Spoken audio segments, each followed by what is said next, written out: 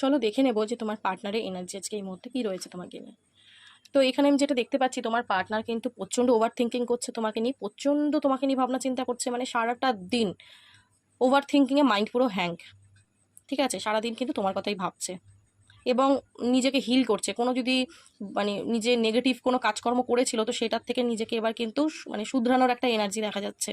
ঠিক আছে, তো তোমার প্রতি প্রচণ্ড অ্যাটাচমেন্ট ফিল করছে। মানে বাইরে তোমাকে যেটা দেখাচ্ছে অ্যাকচুয়ালি কিন্তু সেটা সত্যি নয়। ঠিক আছে, বাইরে হয়তো তোমাকে দেখাচ্ছে যে আই ডোন্ট কেয়ার বা কোনো রেসপন্সই করছে না, পুরো সাইলেন্ট। কিন্তু এখানে আমি দেখতে পাচ্ছি তোমার পার্টনার কিন্তু ফলস মুখোশ পরে রয়েছে তোমার সামনে, বা যদি তোমার আড়ালেও তোমাকে যেটা দেখাচ্ছে ফলস, ওইটা অরিজিনাল নয়। ঠিক আছে, তোমার প্রতি কিন্তু প্রচণ্ড একটা মানে অ্যাটাচমেন্টও ফিল করছে আজকের ডেতে।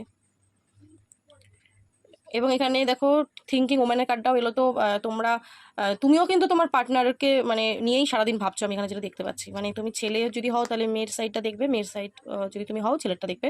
মানে তোমরা দুজনকে নিয়ে থিঙ্কিং করছো। তো তোমার পার্টনার কিন্তু তোমার সাথে প্রচণ্ড পজিটিভ ফিলিংস রাখছে তোমাকে নিয়ে প্রচণ্ড রোম্যান্টিক্যালি ভাবছে এবং চাইছে নতুনভাবে রিলেশনশিপটা আবার ওপেন হোক। এই যে ওর যে হার্ট, ওর যে পেইন পাচ্ছে, ও যে নিজের হার্টকে নিজেই কষ্ট দিচ্ছে, ও সেইটার থেকে বেরোতে চাইছে। তোমার সাথে আবার রিলেশনশিপটা কিন্তু ঠিক করে নিতে চাইছে।